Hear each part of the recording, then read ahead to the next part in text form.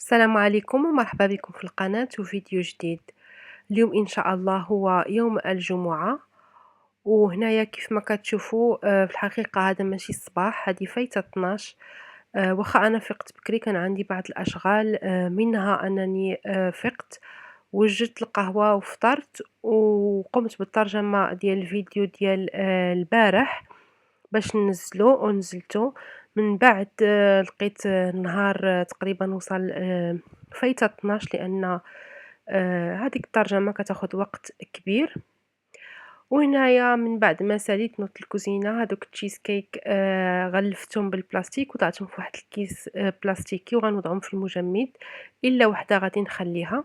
كاينين بعض الاخوات كيقولوا لي علاش انت جالسه في الدار وكديري هاد المسائل في المجمد، انت معكازه انت بحال هكذا. ماشي معكازة أبدًا، بالعكس أنا كيعجبني نطيب، ولكن فحال دابا هاد المسائل هادي اللي كتاخد وقت طويل، فحال دابا هاد التشيز كيك، علاش ما نوجدش 3 ونعملهم في المجمد بالمرة وما كيوقع لا حتى شي حاجة. الحاجة الخايبة في المجمد هي نخليوها مدة طويلة وحاجات بسيطة بحال دابا القزبور والمعدنوس. أنا في الرأي ديالي والله كل واحد حُر، كل واحد والظروف ديالو. أنا فقط كنقول الرأي ديالي. هنايا من بعد ما جمعتهم جبدت هادوك القراعي ديال الحامض لأننا كل نهار كنساهم، زدت فيهم الحامض كيف ما شفتوا. وهنايا كيف ما كتشوفوا بقى شوية ديال العصير ديال الحامض والملحة. غنستغل هادشي اللي بقى فوق هاد القطاعة هادي نقوم بالتعقيم ديالها. غنحك هاد القطاعة بالملحة والحامض والخل مزيان، خصوصا هذيك المناطق اللي كنخدم فيها بزاف، اللي فيها فحال هكذا الاثارات ديال الموس بزاف. وايضا غنقلبوا للجهه الاخرى وغنحكو مزيان. غسلته بالماء ونشفته مزيان، وغسلت ايضا القراعي ديال الماء عفوا ديال الحامض، وغادي نمسحهم. واحد الاخت كانت اقترحت عليا انني نغلفهم بالورق ديال الالومنيوم قبل ما نخبيهم، لانه بصح هاد الشيء المخلل خصو يكون مخبي من الشمس. فانا هاد الفكره هذه عجبتني، فشكرا للاخت اللي اقترحتها. غادي نغلفو بالبابي ألومنيوم وغادي نردو في هاديك الطابلة. هو أصلًا ما غاديش يبان، يعني واخا الشكل ديالو بشين ما غاديش يبان، غندخلو لداخل. ووجدت راسي وخرجت واخا كنقرب المغرب. هنايا سبحان الله فحال 10 الصباح، فحال 12، فحال 3 العشية. يعني النهار ما كي هنايا بعدا خرجت شوية ديال الشميشة، واخا هنا بان لي هادشي غريب في السما وصورته لكم، ولكن كيف ما قلت لكم الشمس كتكون ما كتبانش تقريبا النهار كامل. هنايا راه قرب يطيح الظلام. مشيت نسخر غير شي حاجات بسيطة محتاجاهم في الدار. وهنايا غادا في الطريق كيف ما كتشوفوا طاحت الشتا. الأرض فازقة. هنايا ملي وصلت المحل التجاري تفكرت بان واحد الاخت سولتني على المنكهات. انا كنشريهم من انترمارشي، عندهم انواع كثيره وكلهم مكتوب فيها طبيعي 100%. ايضا بالنسبه للاخوات اللي قالوا لي لا بات فيتي فيها الكحول او الكحول، هاد اللي شريت داك المره هي هادي وما فيهاش كيف ما كتشوف، فيها غير الدقيق، فيها الماء، فيها الزبده، فيها شويه ديال الخل وشويه ديال الملح. هادو هما المقادير اللي فيها. وفيها الزبدة الحقيقية، ما فيهاش المارغرين أو لي بات الآخرين، لا فات بويتي الآخرين عفوا، فيهم غير الزيوت، ما فيهمش الزبدة. هاد لا بات هذه هي هذيك المدورة اللي كنت شريت، والثمن ديالها تقريبا أورو وشي حاجة. مني خرجت كيف ما كتشوفوا لقيت الظلام فحال إلا 12 ديال الليل. ولكن الدنيا كانت عامرة، باقي الناس كيتغداو، خصوصا اليوم الجمعة. رجعت للدار بديت كنصاوب في العشاء. ان شاء الله غنحضر سباغيتي بالكفته وواحد السلطه وايضا الخبز ديال الثوم بطريقه سهله وبسيطه.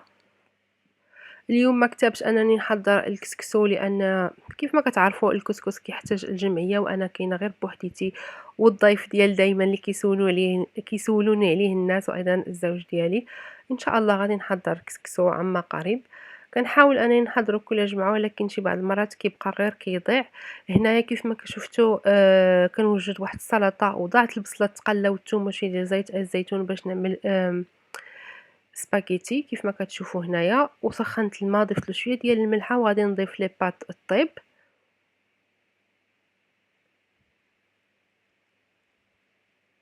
بالنسبة للكفتة غنوضع واحد الكمية كبيرة، ما غاديش نعملها كاملة في لي بات. من بعد ما غطيب هاد الكفتة هادي غنجمع النص ديالها غنحتفظ به. الا بغيت فيما بعد نوجد شي بانيني ولا شي بيتزا ولا شي حاجة، كنلقى هاديك الكفتة موجودة كتنفع. شي بعض المرات كنبغي نوجد شي حاجة وكنعجز انني نطيب هاديك الكفتة، فدابا غنطيبها والله ما نوجد واحد الكمية كبيرة. تبلت هاد الكفتة هادي بالملحة والابزار وغنخليها حتى تقلى مزيان وطيب.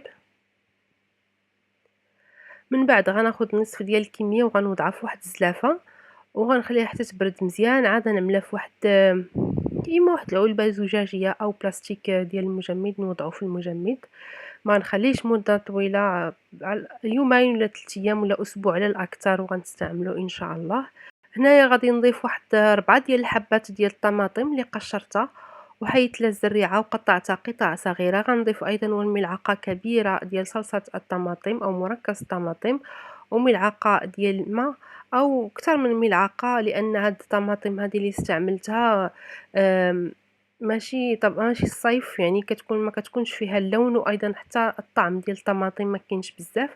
ضفت ايضا تقريبا كأس ديال صلصة طماطم المعلبة اللي هي البيوري ديال الطماطم.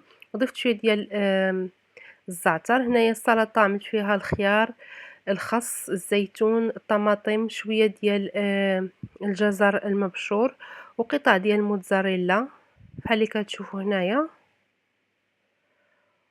هاد الصلصه هادي ديال الكفتة أنا كنبغيها تكون شوية هكذا مطلوقة، لأنني غنوجد الخبز ديال الثوم اللي كيكون شوية يابس، بحال إلا كتاكل به هاد لي بات هذه هي الطريقة الإيطالية، أو كنظن أنها الطريقة الإيطالية ولكن كتجي لذيذة هاد الخبز هذا مع هاد الطبق ديال لي بات.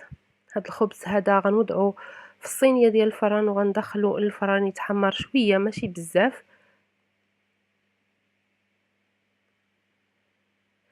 وفي هذا الوقت هذا غنحضر الصلصه ديال السلطه اللي هي 2 معالق كبار ديال الخل ديال التفاح، نصف ملعقه ديال الملح.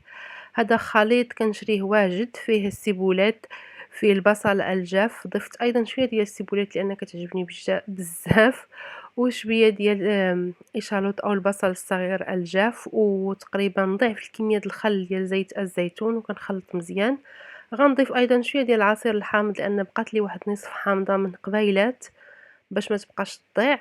غنخلط، وطبعا هنا حيت زيت الحامض خصني نزيد شويه ديال زيت الزيتون، وغنصب هاد الخليط ديال هاد الصلصه هذه فوق السلطه وغادي نخلط مزيان. وكتولي هاد السلطه هذه كتجي لذيذه بزاف. ايضا ضفت فيها شويه ديال لافوكا. بالنسبه للخبز من بعد ما تحمر شويه غادي ندهنو بزيت الزيتون. ضروري ما نستعملو زيت الزيتون من النوعية الجيدة. بالنسبة للناس اللي سولوني على زيت الزيتون، انا كنحاول انني نشري زيت الزيتون من المغرب ونجيبو، وإلا ما لقيتوش كنشري زيت الزيتون ديال ايطاليا ماشي ديال اسبانيا، لان ديال اسبانيا معروف انها كتكون عامرة بالمواد الحافظة. وهنا قدت واحد الطرف ديال الثوم وغادي نحكو في هذاك الخبز لانه كيكون محمر، كيجي بحال الا كتذوب هذيك الثومه. وهذا الخبز هذا كيجي لذيذ بزاف، كناكلوه كيف ما قلت مع هذيك الصلصه ديال السباغيتي. وهذا هو العشاء ديالنا. عندنا لي بات بالكفته، سلطه غنيه بالفائده الغذائيه وبالخضار، وطريفه ديال الخبز بالثوم. عشاء سهل ولذيذ وصحي. بالنسبه لهذوك القطع ديال الخبز اللي شاطو غنقطعهم مكعبات وغادي نضيفهم لهذيك العلبة الزجاجية اللي وضعت فيها هذوك الكروتونز ديال البارح، لان تقريبا نفس الفكرة نفس الشيء. غادي نشد هاد القرعة وغنخلطها مزيان وغنحتفظ بها في بلاكار. بالنسبة للناس اللي باغيين يحتفظوا بها مدة طويلة، من الأحسن أنهم يحتفظوا بها إما في المجمد أو في الثلاجة. وهنايا النهار ديالي انتهى أو شبه انتهى. غناخد واحد القطعة صغيرة ديال التشيز كيك، وغناخد واحد الكويس ديال القهوة. بالنسبه للناس اللي سولوني على هاد المولات هادو، شريتهم من امازون، هما غاليين شويه. ان شاء الله الا تفكرت غنخلي لكم الرابط ديالهم اسفل الفيديو، ولكن أنا في هذا الوقت هذا، يعني في هذه المرحلة من الحياة ديالي، كنفضل أنني نشري شي حاجة غالية وكاليتي وغنعرف ومتأكدة أنها غتبقى لي مدة طويلة، يعني سنين وسنين، أحسن من أنني نشري شي حاجة رخيصة غدوز لي 6 شهور ولا عام وخصني نرميها ونبدلها. وهنايا خديت الكاس القهوة ديالي وطريف ديال التشيز كيك، وغادي نمشي ندير المونتاج لهاد الفيديو هذا باش ان شاء الله غدا في الصباح نعمل له ترجمة ونشاركه معكم. كنتمنى ان شاء الله الفيديو ديال اليوم يكون عجبكم واستفدتوا منه. بغيت نسولكم، انا بغيت نبدا ننزل فيديوهات تقريبا 4 الى 5 مرات في الاسبوع. شنو هو الوقت اللي مناسب ليكم؟ واش في الصباح، واش في العشية، إينا نهار؟